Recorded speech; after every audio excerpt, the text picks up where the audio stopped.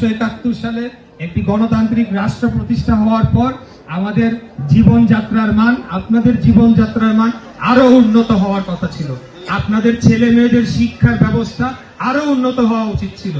আপনাদের যে স্বাস্থ্য ব্যবস্থা, এখন আপনারা কি একটা অবস্থার মধ্যে চিকিৎসা নিচ্ছেন, হসপিটালগুলোতে কি অবস্থা, আপনাদের দীর্ঘ লাইন দিয়ে দাঁড়িয়ে থাকতে হয়, সেখানে ঠিক মতো সেবা পাওয়া যায় না, আপনাদেরকে সেবা দেওয়া হয় না।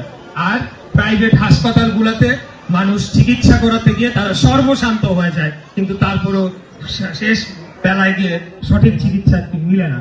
আমরা অতীতের কথা তো বলবোই, খুনি হাসিনার বিচারের কথা তো বলবোই, পাশাপাশি আমরা আগামী দিনে বাংলাদেশে আপনাদের জন্য কি করতে চাই সেগুলো আমরা বলবো। প্রত্যেকটা ওয়ার্ডে ওয়ার্ডে, থানায় থানায় গিয়ে আমরা বলতে চাই যে আপনাদের জন্য আমরা কি করব, আপনাদের সন্তানদের জন্য আমরা কি করব, আপনারা যেখানে বসবাস করেন, আপনাদের যে বাড়ি ঘরের যে অবস্থা, সেটার উন্নয়নের জন্য আমরা কি করব, আপনাদের ছেলেমেয়েরা পড়াশোনা করার পরে তাদের কর্মসংস্থানের জন্য আমরা কি করব, আপনাদের চিকিৎসার জন্য আমরা কি ব্যবস্থা করব।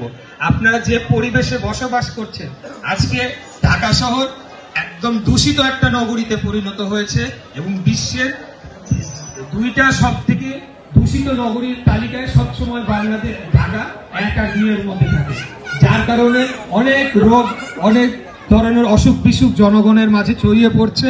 এটিকে সমাধান করার জন্য আমরা কি করব, সেই সমাধানগুলা নিয়ে আমরা আপনাদের কাছে আসবো।